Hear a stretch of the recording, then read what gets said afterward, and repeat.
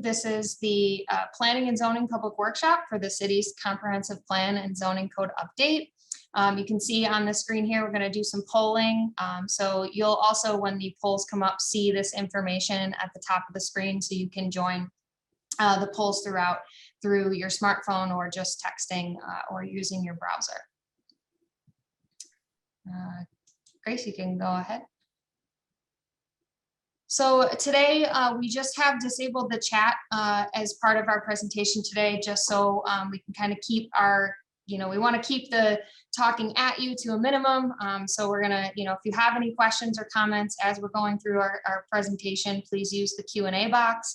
If you are watching from TV, feel free, we'll at the end maybe take some questions, call in questions that way. And you will also have an ongoing opportunity to provide input throughout this process via the project webpage, which we will touch on at the end. This webinar is being recorded, so it will be, the link to that will be posted to the project webpage, so you can come back and watch it again or share it with your friends and family. So our agenda tonight, we're going to go through some brief introductions and touch on, what is planning and zoning, how do they relate to this process and their importance to the city. We do have a brief city snapshot of some kind of key data points that we've figured at this point to help guide us, and we'll have a brief brainstorming session. We'd also like to go over with you our proposed process or planned process and timeline for the project, so you have an idea of when things will be coming as we move forward, and future opportunities and events for your input. And as I said before, we'll be launching the public engagement tools. So we actually have 2 different survey or engagement tools that we will be launching tonight, and we hope you'll participate in. And then lastly, we'll go with Q&A. So introductions. My name is Molly Gaudioso. I'm a senior community planner with Barton and LaJudas, and I am on our planning team that's helping to guide this project. With us on the webinar today is also John Steinmetz, who's a senior managing community planner with us, Katie Darcy, community planner, and Grace DeSantis, community planner. So we are all going to be involved in this process moving forward, helping to work with the committee, engage with you, the public, develop the plan and code elements as we move forward. Just to give you a little bit of an idea of our experience, we are planning professionals. We've done over 50 comprehensive and long-range planning efforts across New York State. That also includes over 40 zoning and land use regulatory projects. So we've done a lot of plan updates and a lot of code updates, and we're very well versed in the types of issues that communities of all sizes and all characters across the state face. We've facilitated many joint planning and zoning updates, which I think is our favorite, which we'll kind of get into when we talk planning and zoning a little later. Really, we consider this to be the best practice for a project like this, to look at both a plan and your code at the same time. So we've done, over a dozen of those and facilitated hundreds at this point of public meetings and workshops. So hopefully this will be a little painless tonight. We also want to make sure that we introduce, and you'll see some of them as panelists today on this webinar, the 2 committees that will be guiding the project. So there is a comprehensive plan committee that consists of representatives from the various agencies, districts, the city, throughout residents and throughout the city itself. So giving us some context, a lot of city staff is a part of this as well, participating so that we can help guide the development of the comprehensive plan and move this along. In tandem with that, we also have the rezoning committee. This also includes some city staff members, elected officials, and some of those that are a little bit more attuned to the specifics and experience with the zoning code itself, which tends to be a much more technical document, as it is a law as opposed to the zoning code. But these committees will be working together, and you can see obviously there's some cross membership between them, which will help us sort of keep both informed as each wheel moves forward. So at this point, we want to turn it over to you. So if you could utilize your polling, whether that's through text or the URL at the top, and type in, let us know where you live, whether it's within the city, within the town, or elsewhere.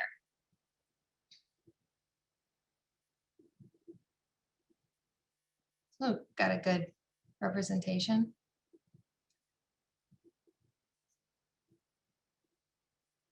Good. So about 3/4 or exactly 3/4 in this case from the city. That's great. And our second question for you is, why did you choose to join us tonight? What made you want to log on and kind of get tuned into the information we have for you tonight?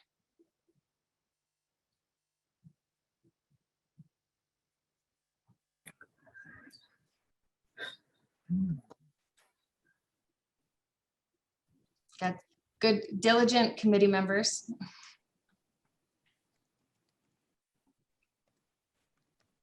More committee members. Even if your committee member may be something that caused you to be interested in serving on the committee as well.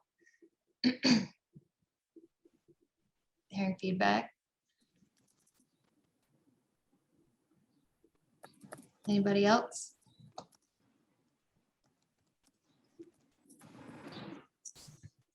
Changes? Concern for the future? Medina's thriving, good, yeah. See what we can learn from that.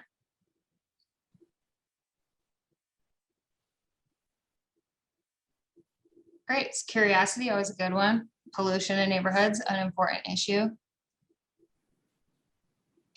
Great.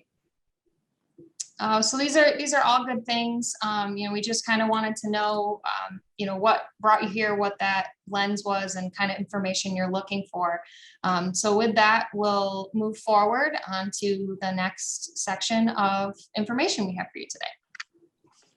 Thanks, Molly. I appreciate it. Again, my name is John Steinmetz. Thanks for joining us tonight. Looking forward to getting started on this process and this undertaking.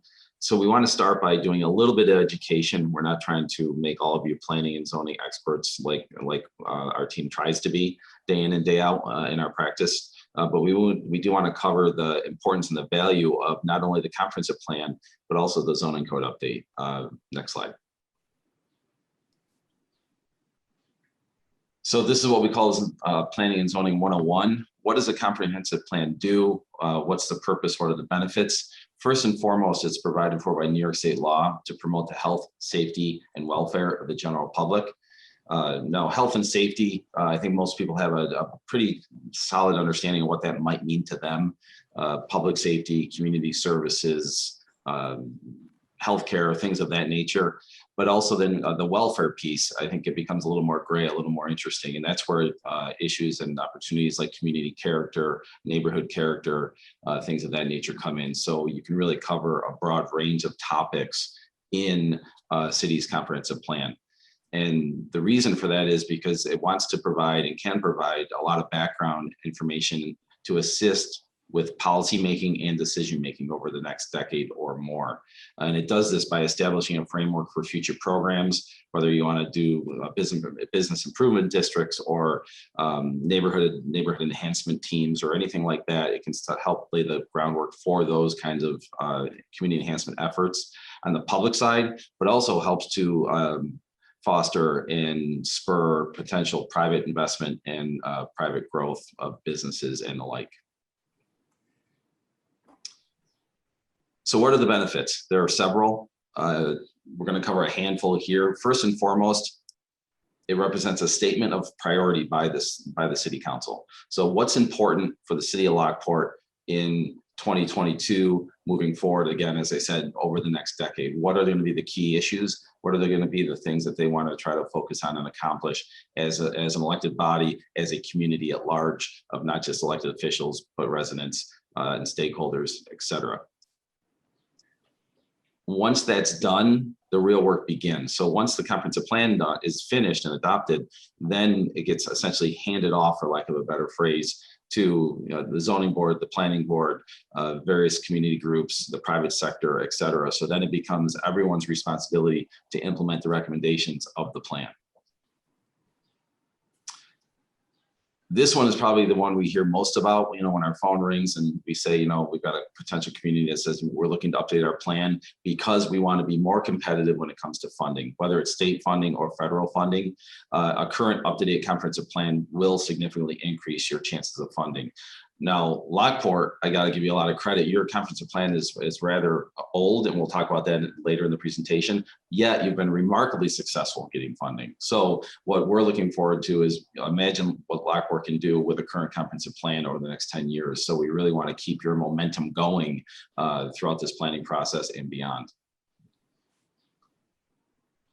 All the communities we're working in this day and age, whether it's small rural towns, or suburban towns, villages, or cities like Lockport, everyone's concerned with economic development, trying to get more investment in your community. And I think it's an acknowledgement that government can't do anything, can't do everything. Sorry, government can't do everything. It takes the public and the private side to make communities great. So economic development is one piece of that. And finally, the process that is used to develop a plan like this and the process we will be using to develop Lockport plan and their code is to create several forums for conversation amongst residents, business owners, and people who may or may not get in the same room, or in this case, the same Zoom, to have a conversation about the future of their community. So we really want to try to raise the level of discourse throughout the city. Now, the plan is not the be all end all. It is a lot of things, but it's not everything. So first and foremost, it's not the end, but actually the beginning of the hard work. As I mentioned earlier, it's the beginning of the process of implementation. It's the beginning of the process of transformation and change. It's not a reason to expect immediate changes. Community change happens over time. Sometimes it happens slower than we'd like. Sometimes it happens nice and quickly. But again, it's something that will take time, 5, 10, 15 years to realize some of the recommendations that we develop over the next 12 to 18 months. The plan itself can just sit on the shelf without strong action or strong leadership, not just from inside City Hall, but from outside City Hall. That's what's necessary to make the plan successful and make it, impact the community in a positive way. Planning should not be seen as permanent or rigid. As conditions in Lockport change, the plan should be amended or tweaked over time. And we get this a lot in item 5. The planning process and the ultimate plan is not intended to take away private property rights. Quite the contrary, it's meant to protect and enhance private property rights. And the plan and the zoning code, which Molly will talk about in a minute, are two pieces of a very complex, much larger puzzle of functional decision-making inside City Hall for the city of Lockport. So the comprehensive plan will help establish a community vision and talk to the needs and the vision and the goals for the city. And then the zoning code update will kind of dot the I's and cross the T's as to what is allowed and what's not allowed. So those are two big parts of shaping the city's future over the next decade, but there's more. You've got the downtown revitalization initiative going on. You might have capital improvement programming or planning for roads, sewer, water, et cetera, over the next 5, 10 years. You've got other building codes beyond the zoning code. So there's a lot of different documents and procedures that make City Hall run and make cities like Lockport successful. And this is just 2 of them. So as John said, there's a pretty clear connection and legal connection between comprehensive planning and zoning codes. So the comprehensive plan is intended to inform your future land use and development regulations or preferences. So as the plan is one of the most important powers and duties that government can utilize to help plan for its future, as part of the New York State city law requirements for having and adopting a comprehensive plan, you actually are required to make sure that your land use regulations align with the direction and vision of the comprehensive plan. So that's why we feel that this type of approach is really important and successful, because we can look at them in tandem and make immediate adjustments and help to sort of align all of the provisions with the goals of the plan. One of this is a really great quote that we have. We worked with or are working with the city of Geneva on their zoning code update, and a local journalist there wrote an article about why zoning matters. And we just feel like this quote is very relatable and isn't the typical planner nerd speak that we utilize. So, you know, it just goes to say that zoning is very important. It's not something that never affects your life. It does very much deserve your attention. At best, the zoning does help the community grow. It can protect places. It gives the community character. It guides new development to make sure it's consistent with that character and your vision. And when your code is not aligned with what your vision is and the goals are, future development goals for your community, it can really restrict people, your businesses. It can work against your community character. It can really result in a detriment to the community, both from a physical character standpoint and an economic development standpoint. So that's why, you know, this tool is really important to be considering and developing alongside the planning process. The other thing to note, you know, as John said in the beginning, comprehensive plan is a guiding document. It's a statement of policy, whereas the zoning code itself is actual law, a legal document that any future private development applications or investment has to meet those standards as you lay them out in your zoning code. So one of the things that, you know, we need to be cognizant of as we move through this is we can talk much more generally and in terms of broad interests, topic areas, important values to the city, whether it's walkability, sustainability, economic development, defining various community character areas, downtown versus your neighborhood, all of those components. We speak very broad brush in that and give a lot of context to it in the plan. But then it's our job to utilize that guidance and translate that into specific, clear, measurable regulations that support that vision that you've outlined in the plan and that you've told us the things that are important to you. So walkability, for example, is something that we can build into the zoning code requirements to make sure that future investment and development creates direct pedestrian and bicyclist connectivity, to make sure that you're utilizing or encouraging green infrastructure or various sustainable development patterns, increasing permissions for commercial or industrial uses while also making sure you're mitigating any potential negative impacts. So that's really the balance that we're working here through this process, and we're sort of using the plan as the lens to inform the revisions to the zoning code. The second piece of that is not just about your overall policies, but it's also about your actual vision for the physical development and character of the community of the city. Where are the areas that you would like to designate for preservation? Open areas, parks areas, where are your economic growth areas? Where are there areas where you might be able to, you know, continue residential development or commercial or infill development? So these are the various components, and as John said, with the plan being, it's a 1998 minted plan, so a little out of date at this point. So a lot has changed from your future land use map there. And as you can kind of see, your zoning map still very much aligns with what your current future land use map is. That's good, aside from the fact that we think there are a lot of things that have changed from their current future land use map that are going to need to be reflected in the zoning code as well.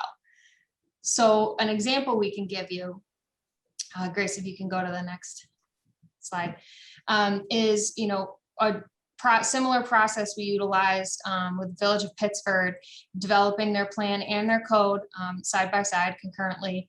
And what we did is, as we were developing their future land use areas or their community character areas, we directly tied those zoning districts to that.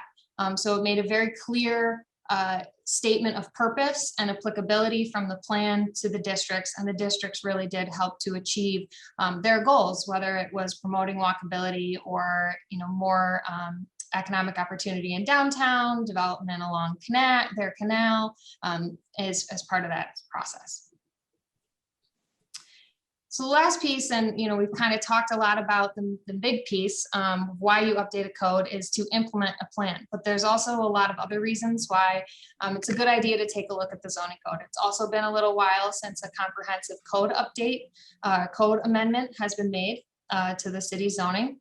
So we want to make sure we're responding to new technologies, changing markets. We've got a little bit of data that we're going to touch on that has implications for what that looks like for the city. We want to get rid of anything that's obsolete or out of date. We want to make sure we're including new planning best practices, whether that's use of land, sustainability, moving unnecessary regulatory barriers. That's a big one. A lot of codes, they just over time, tweaks, nips and tucks here and there have now become very cumbersome and can really just be a burden on trying to facilitate the type of investment you want to see. So we want to try to greenlight and reward the good things and make sure that we're really helping you achieve that goal down the line. I want to make sure. Oh, go ahead, Jen. Well, sorry, Molly. And I was just going to add the first one, respond to new technologies and markets. Molly, as you were talking, I did the high level math on my head. So the current plan, 1998, that was 23 years ago. Think of what's changed technology wise in the last 23 years. I mean, wind, solar, smartphones, online shopping. I mean, it's an extremely different world today than the plan spoke to in 1998. Absolutely. And the changing, quality of life and community values and issues even. So something else that we've seen as an implication for not just planning and policy, but codes is the impact of COVID and what that's done to retail environments, to residential environments, and how your code needs to adapt or respond to those various changes in living trends and working trends. So we're not going to go into any significant detail on these, but if you wanted to do some self-training at some point, these are the 4 main types of zoning codes or zoning approaches that you typically see. I think the one that most people are most familiar with is Euclidean or traditional, where you have separation of uses. Here's my commercial district, my residential district, all of those various pieces. It's pretty hard and fast, yes and no rules. It's intended to be very black and white. Whereas performance zoning brings in a few of the other considerations about the impacts of the use. How much traffic does it generate? How much noise does it generate? Is there a pollution or an environmental concern associated with that? There's form-based zoning, a newer trend, definitely since the existence of your current comprehensive plan, to look not just at the physical, the operational impacts, but the physical impact. So what does it look like? What's the design? Does it fit the character and context of our neighborhood, of our main street? So looking at not just the types of uses, maybe being a little more flexible in downtown. As long as you're meeting the form of the buildings, you can operate all sorts of different businesses and things in there. And so we like to bring all of that together into what we call a hybrid code and borrow the best from each. So what that ultimately looks like I just went through, is your basics, uses, setbacks, bulk requirements from Euclidean zoning, adding some design standards and guidelines from form-based and performance zoning, and bringing that all together into what is more of a full picture of how to guide not just uses, but also the general character and overall impact to the city. And at this point, the reason why we utilize a lot of these different components in a hybrid code is because there are parts of a code that are standard that we can't, we're not, can't get rid of. It's law. It is intended to operate in a certain way. So our lens as we go through this, the 2 main points are when we start to update the code, we want to make sure that it's legally sound and it's administrative. It's easily administratable by your city staff, by your review boards, by decision makers within the city, and that it's guided by the vision that is defined as part of this process. So aligning with what that community character preference is, your goals for economic advancement, things like sustainability and land use, and any other sort of key tenets to community and quality of life. And lastly, our sort of last note on zoning here, as it's always a spectrum. So a lot of the things that we just talked about, you can have, a very small level of design regulations. You can have no design regulations. So for example, so the image on the left here is actually from Houston. There is no zoning in the city of Houston. And so you do, in some cases, get some interesting mix of things. A very tall skyscraper next to a, relatively high-end department store and an adult use, all on one block. So, no regulation does open up the potential for environments like that, right or wrong, if that's what, the community is open to. Whereas you can start to get to various regulations, obviously separating uses, maybe landscaping, some other design requirements. And some communities lean all the way to the right, where you start to really get, very clear about what your standards are for character of buildings, landscaping, connectivity with sidewalks, all of those components. So we don't know where we'll fall on this spectrum. That's the purpose of this process and utilizing the comprehensive plan, so that we can start to identify, what's the baseline, and how much influence do you want to have as a result. Right. Now we've just got some couple high points of city conditions to go through. Yeah, we've just started some analysis, census data, trends, things of that nature. So at the beginning of it, we want to share some of our research and some of our preliminary findings with you, nothing too in detail at this point. One of the first things we've done is looked at your current plan. We've talked about it a couple of times already in the presentation, and we have acknowledged that it's vintage and it's getting older, but it doesn't mean there's not a lot of good information in it. It really has a strong, solid set of goals, and this is an excerpt of that. It talks about preserving the integrity of residential development in neighborhoods. It talks about increasing the vitality of the central business district. It highlights the importance of parks and recreation and what to do with vacant land and how to protect historic resources, et cetera. So there's a lot of good information in there that we will build on. We're not going to throw it out and start over. We're going to take those the items that still make sense and incorporate them into your new vision. But we're not going to plan in a vacuum. The county and the region has done a fair amount of planning over the last 2.5 decades. And I would say a fair amount of planning is an understatement. From the Niagara Communities Plan 2030 to the One Region Forward Plan, which is a regional plan for Erie and Niagara County. You've got county economic development strategies, county agricultural and farmland protection plans, and then you have local planning efforts that the city has continued to do over time, including the tourism focus area plan from 2015, I believe, and then again the kind of the high point in recent years of the downtown Lockport downtown revitalization funding award, which I can't state enough about how important that is to the city's future. So we'll do a much deeper dive in data throughout the process as we move down with developing the comprehensive plan. But there were just a few pieces that we wanted to sort of pull out and present to you to get your sort of wheels turning on the current conditions and maybe issues or opportunities that the city's facing. So from 2010 to 2019, the city of Lockport has seen population decline. And you can see in this chart, it's various age groups. So from under 5 to 65 and over, all the way on the right-hand side.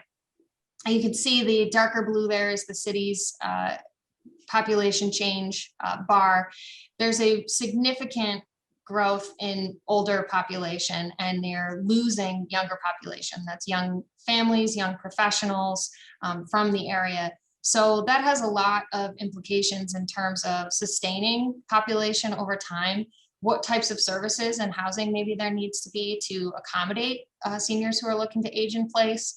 And then overall, just addressing the population decline that just has continued over the past 2 decades, going from 1990 around the era of your current plan, dropping down to from 24,000 to 20,000.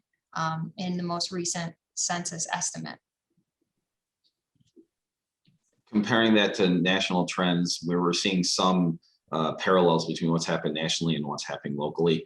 The graying of the population, as they've been calling it for the last decade or more, is continuing. Our country is continuing to get older. You see the graph there to the left. It's not over yet. we will continue to age into 2030, and then through 2050, our country will continue to age in its percentage of population over the age of 65. So the growth trend will slow around 2030, but it's still happening. So the age in the population is here for the foreseeable future. Another key component to consider is housing. So an interesting piece with a loss in population, you've actually seen from 2010 to 2019 an increase in the number of housing units of about 4% compared to the county at 1%.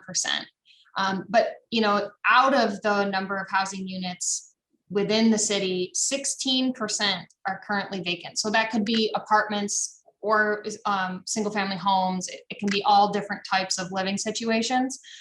But that's 16% and the county's at 12%. That's relatively high for a housing market. You typically want to see that some vacancy is good because it allows for turnover and flexibility. But somewhere around 7, it's my understanding is sort of the industry expectation. And what's surprising is that change in vacancy or that increase in vacancy over the last 10 years has been significant. So growing by 75% within the city compared to a little under 40 in the county. So this is something we're going to want to try to dig into a little bit, see if maybe we can figure out why as part of that. Another housing statistic to consider is the owner occupancy rate. So right now, about 54% of city housing units are owner occupied, compared to 71% in the county. That's pretty standard because the city is a pretty urban environment. So there are a lot of, apartments and renting housing opportunities, whereas in towns, particularly rural towns and more suburban environments, it's a lot more of just traditional owner occupied housing. And the last consideration that we think will be very important to think about when we talk about neighborhoods and planning for them in the future is your current housing stock is over half of it was built before 1940. So very much pre-war houses, a lot of historic homes typically need a little bit more love, elbow grease, and maybe some upgrades, some maintenance, as compared to county where there are some, larger share of newer homes. So a lot of communities consider that an asset. I live in a historic house, so I, understand the love and issues that come along with that. So that's something that we'll need to take a look at too. So Molly, what'll be interesting as the data unfolds over the next year or so in the current housing boom, those are in 2019 vacancy figures. Now with what's happened in the last 12 to 18 months, it'll be interesting when that data is more readily available, what's going on in Lockport, because things are changing so fast with housing right now. Yeah, we are trying to keep an eye out. There's a lot of data sets that will hopefully be released soon that speak to the changes in employment and poverty and housing as a result of COVID. So, we are in a good time, I think, to get into maybe at the end of this year, early next year, to have that data available to us. So pulling out a little bit and looking at some national housing trends, without going too in the weeds, this is one that really has captured our attention over the last few years. And it looks at 2 different 20-year periods. So on the left, you're looking at the 20-year period from 1990 to 2010. And during that 20-year period, 77% of home buyers at some point during that 2 decades period were looking to upsize. So at some point, most of the people were looking for that larger home to raise a family in, multiple bathrooms, multiple bedrooms, and things of that nature. During that same 20-year period, 1990 to 2010, only about 23% of the households were looking to downsize. Now, fast forward to the 20-year period we're in, it's flipped 180 degrees. 74% of the people in the 20-year period we're in are going to be looking to downsize at some point, whereas the people looking for that largest home to raise a family in, only about 16%. And it's funny, we've presented this information a number of times, and Molly, I just realized this last time we presented it, just to bring it down to a more personal level. I'm in these 2 charts. So I bought the current home that we're in 2004 to raise my 2 daughters in, larger old home that needs a lot of elbow grease, like Molly said. And by 2030, I will likely be in something smaller.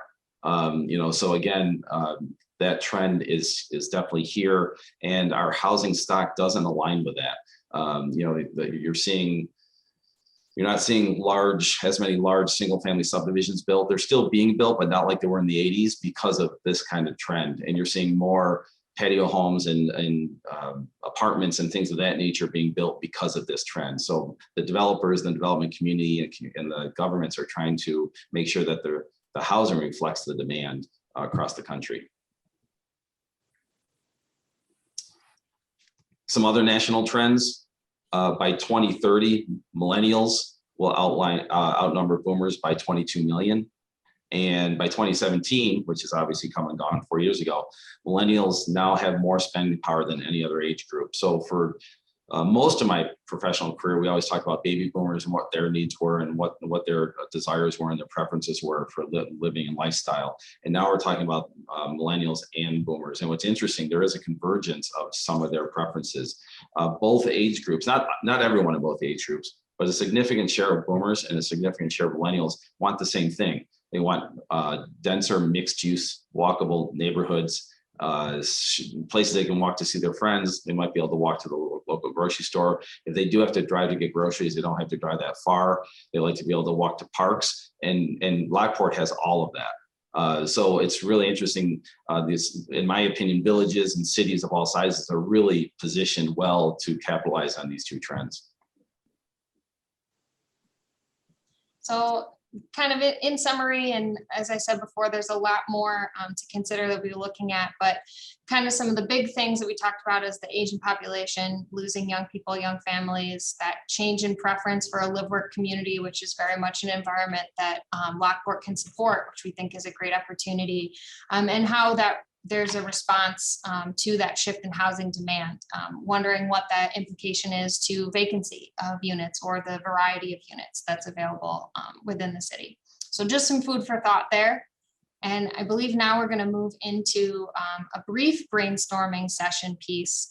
It's a little clunky with digital interaction, but before we do this, Kyle, our webinar guru, can I ask, is there a way we could turn the chat on as well?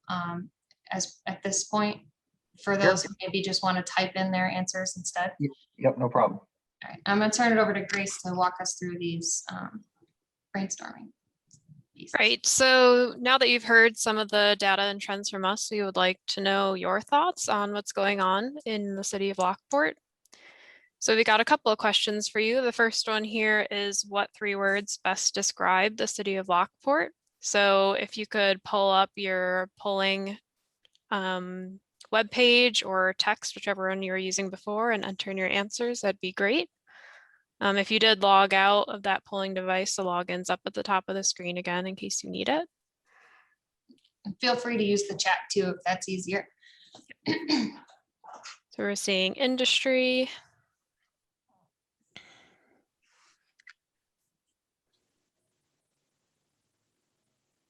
I'm going to assume that's west side. It's one thing.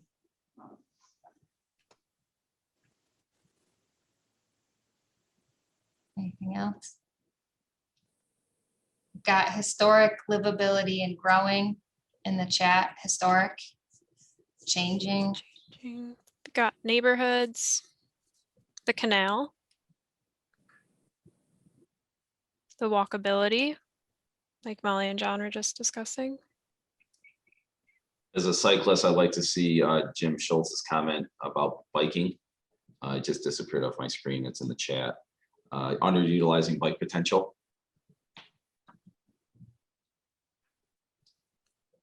The historic character. Historic is maintaining a very large presence. Lots of people are entering in historic here. Great. All right. Be a good time to move on to the next question. What issues facing the city of Lockport should the plan and code update address?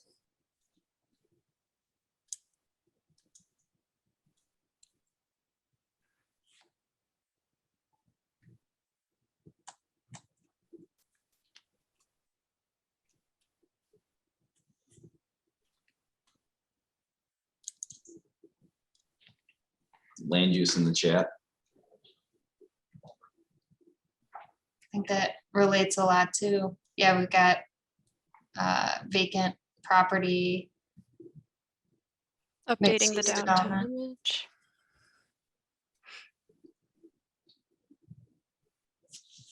Make it easier to build houses. It's just off my screen, but that speaks directly to processing code and how the administration of the code, you can help with that.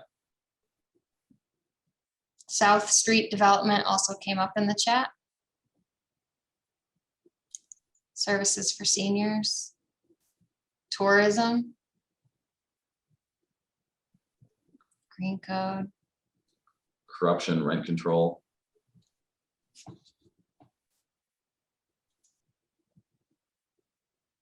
Yeah. All right. All good things.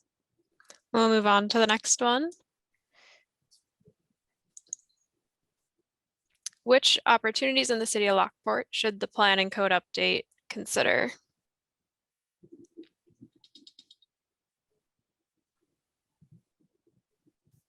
So it looks like in-law accessory dwelling units. It's got a good age in place relationship with that. Tiny homes in the chat. More apartments available downtown.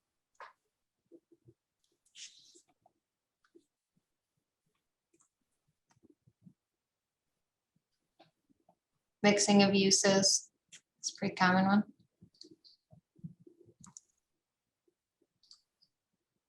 Another mixed use comment. Development of minority owned businesses. It's in the chat.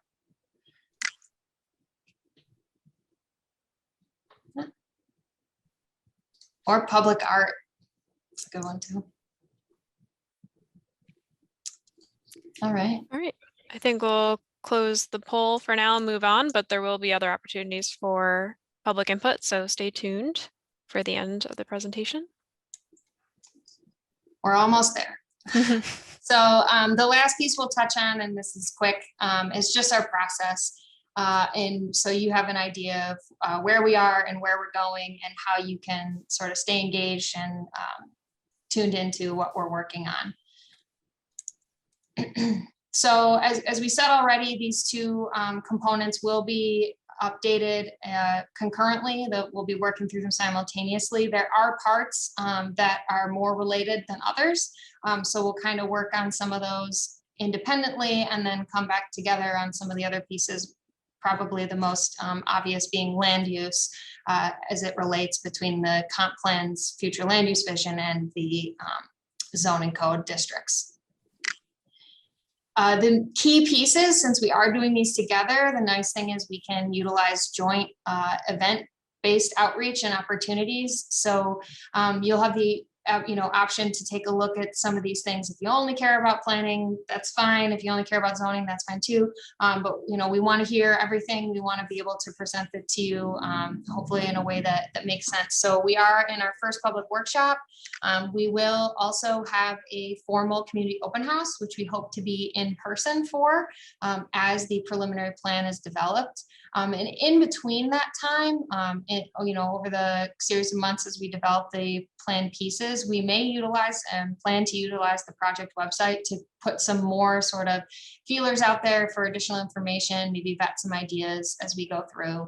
A component, if you're a New York State law nerd, the comprehensive plan, because it is being updated by a committee, the committee does have the pleasure of holding their own public hearing to formally recommend the comp plan to council. But the final action and final formal public input opportunity will be the public hearing at which council considers both the plan and the code for adoption. So what this looks like in terms of timeline, we are here obviously in summer 2021, highlighted right at that public workshop. We did our project kickoff with the committees. We are beginning stakeholder interviews at this point, and we'll continue to do so over the next couple weeks or months. And our first step in this fall will be working through the community profile, more of that data we talked about from the plan perspective, and do an assessment of the code as it stands today. What are the key issues, opportunities that stand out? What changes and things do we anticipate? What have we heard from you? What have we heard from staff? Things that might need to change or that we need to look into down the line. We'll start to develop that vision and policy framework, as well as the administrative and review sections of the code. And come winter of next year or early next year is when we'll start to get into that future land use plan, community development plan, and how it relates to the zoning districts. From there, we'll wrap things up and include sort of the action plan piece to the comprehensive plan, as well as the development standards that support the districts and guiding investment as part of the code.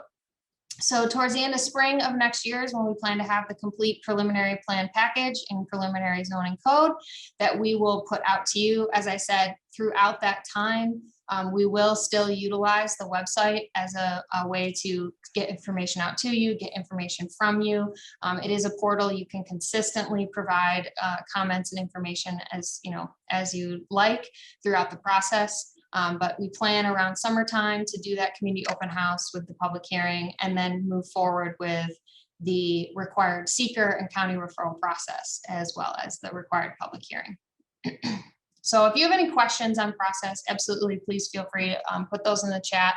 And Grace is just going to touch on very quickly the most exciting part of what we have launching at this point for you in the next coming weeks to get engaged and give us more of your input. But when we get to the end of the Q&A, I think there's enough of us, it won't get too unwieldy, that if you would prefer to just raise your hand for Q&A, I think we can do that as well. We could unmute you for that conversation, but otherwise, feel free to just utilize the chat. And I believe also there's the option through the community TV to submit questions as well. They can call 716-434-1733. Got it. All right, so like I said before, that polling was not your only opportunity to provide input. So we do have a couple of neat tools that we're putting out online for you all to participate in. You can access all the information and online public engagement tools through the project website. Most of you who are attending this workshop probably have already seen the website. This is where we hosted the Zoom link for tonight's workshop. In case you're unfamiliar with it, the link is up at the top. It's lockportnewyork.gov/plan-code-updates. And you'll see at the top, we have a project background section, which will provide a brief overview of the project, give you a timeline so you know where we are in the process, and give you all the background information that you might be looking for. And then there's also another tab at the top that says public input. If you click there, that's where you'll be taken to all of our online public engagement tools. And that's also where you can find out about the events that we're hosting, whether those be online or in person. So through this website, we have developed 2 engagement tools that we hope that you will participate in. The first one is an ideas wall. If you navigate to that public input tab on the website, you'll see a little widget where you can enter the ideas wall. And this is what it looks like.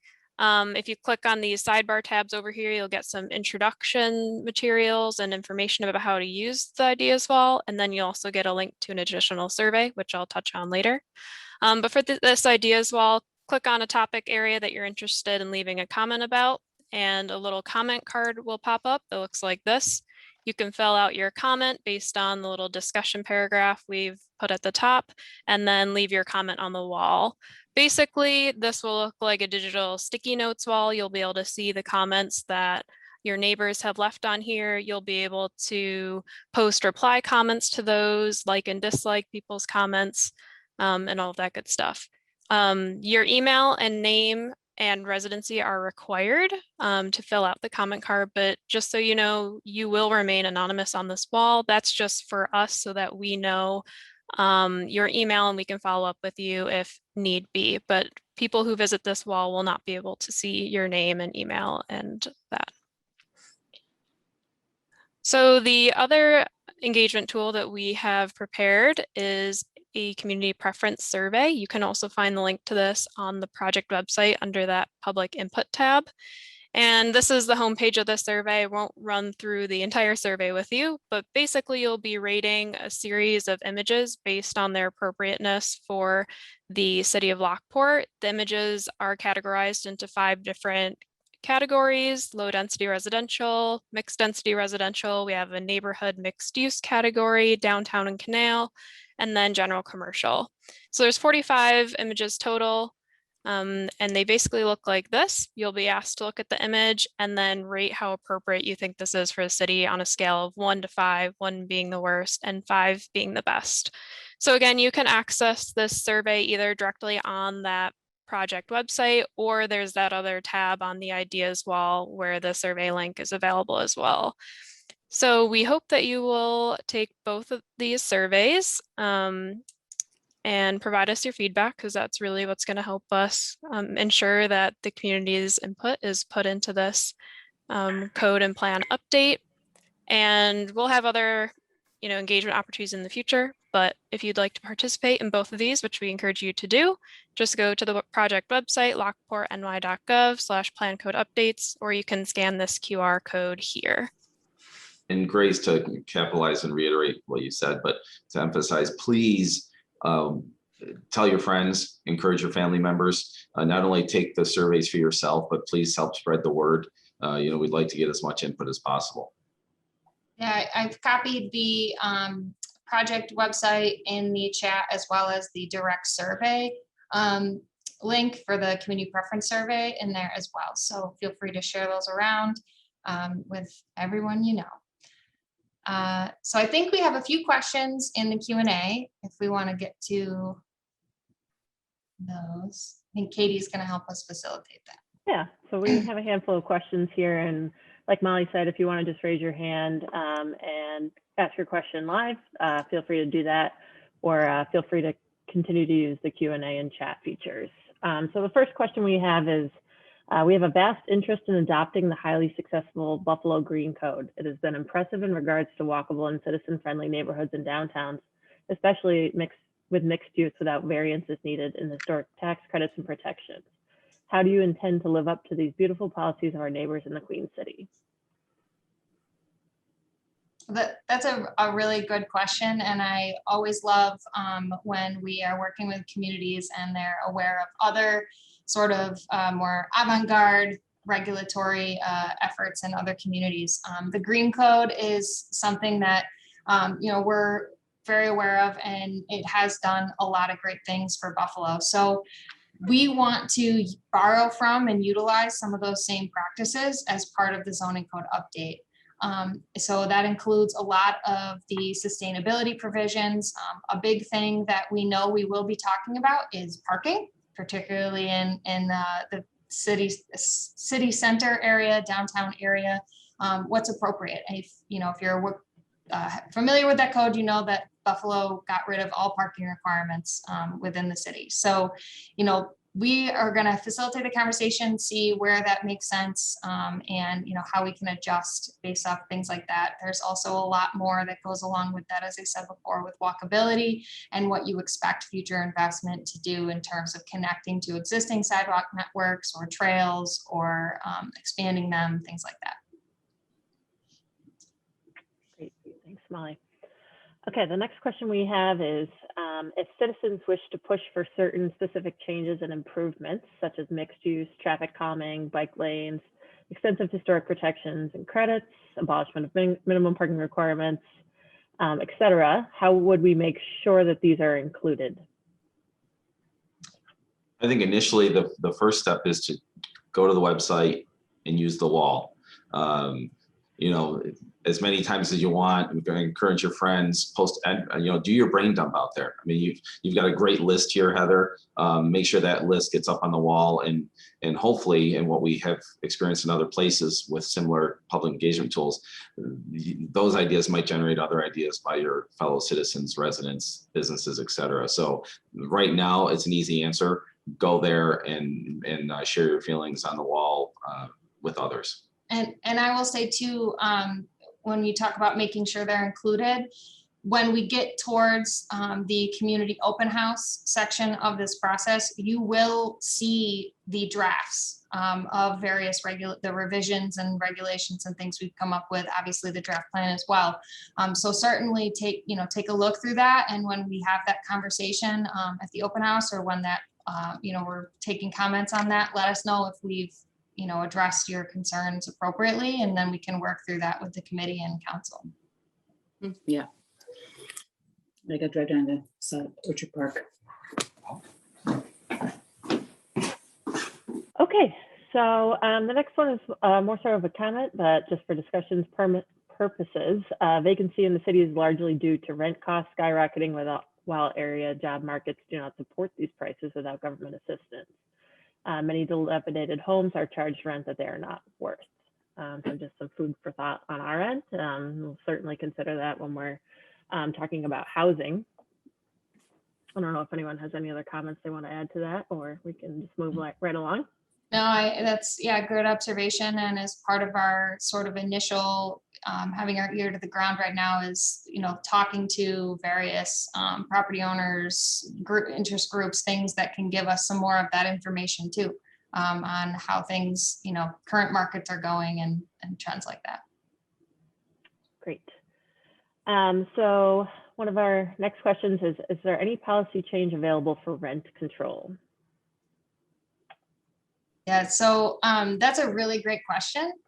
And it's a very complicated, yes, you could technically, a community could have, rent control is a little bit different, but you could have housing affordability policies as a community.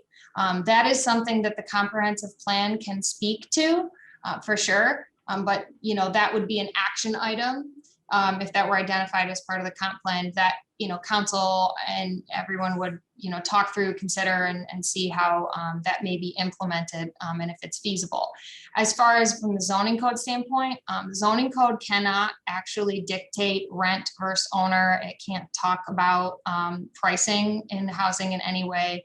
Fair housing law does not allow that to happen. So zoning can deal with affordability of housing and diversity of housing by talking about, increasing opportunities for upper floor apartments and things, in downtown, or maybe tiny homes like that was brought up, which typically are a more affordable housing opportunity. Accessory dwelling units are in-law apartments, that was brought up. So those are the types of things when it comes to housing affordability that we can deal with in the zoning code. But the broader policy question would be something the comp plan speaks to, but can't implement on its own. Thanks, Molly. We have two kind of similar questions, so I'm going to kind of lump these together. So one of our attendees said, national studies have demonstrated the economic and public health damage Dollar General stores have on communities, particularly Black neighborhoods. Will the rigor of the strategic planning process and much needed expertise revisit the impacts of the pending Dollar General in downtown Lockport? And more generally, is there any protections we can include to prevent predatory businesses moving in, such as a dollar store, et cetera? We don't know. I mean, Molly, if you do, feel free to speak in. I don't know the status of when it says pending Dollar General. If it's an active application, given the length of this process and a typical approval process, my guess is that our work won't be implemented in any meaningful way until, or well after, I should say, the Dollar General has been approved or denied. I won't be presumptuous one way or the other. So I would doubt we would have a direct impact on that application if it's an active application, which I'm inferring by the tone and the word choice of your message.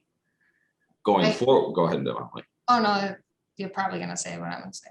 No, going forward, it's interesting because a Dollar General is from a zoning geek perspective, a Dollar General is a retail store. So to exclude a certain type of retail based on name or franchise designation, I think would legally be difficult. Now, and I'm not advocating for what I'm about to say or not, but there are some communities that say, for example, we don't want any drive-throughs. And now that wouldn't apply to Dollar General because I've never seen a Dollar General with a drive-through. But if you were saying you didn't want a McDonald's, Burger King's, or Taco Bell's, you could get to that through the anti-drive-through mechanism.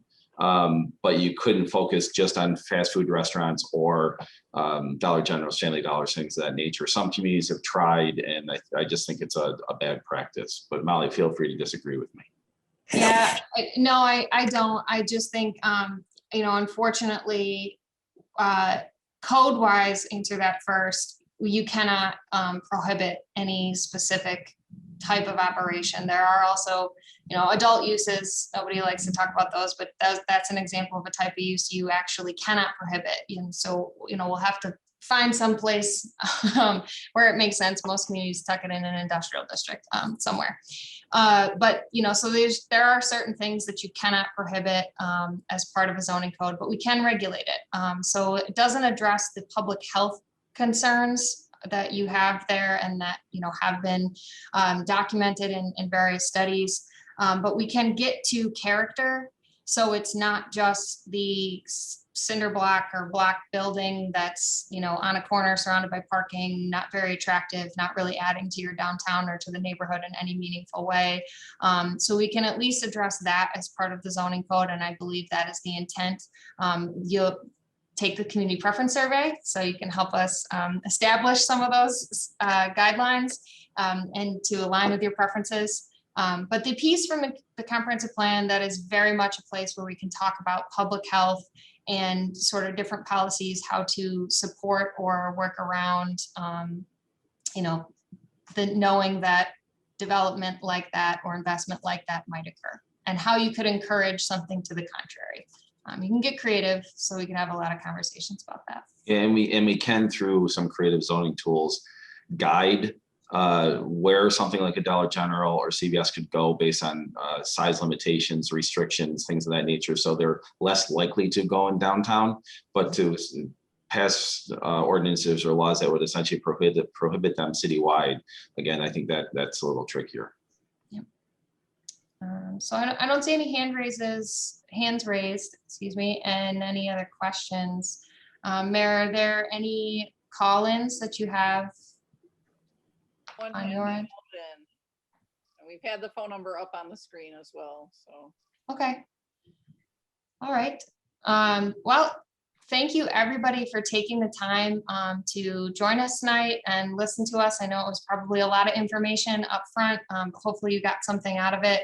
At this point, we're excited to just be launching these tools and to kind of, as I said, get our ear to the ground and hear from you right now. So, broken record here, but please share the project website and both the ideas wall and survey engagement tools with your circles. We will also be working with the city to make sure there are ads and other things that go out through various media channels so that more of the public and stakeholders can get involved.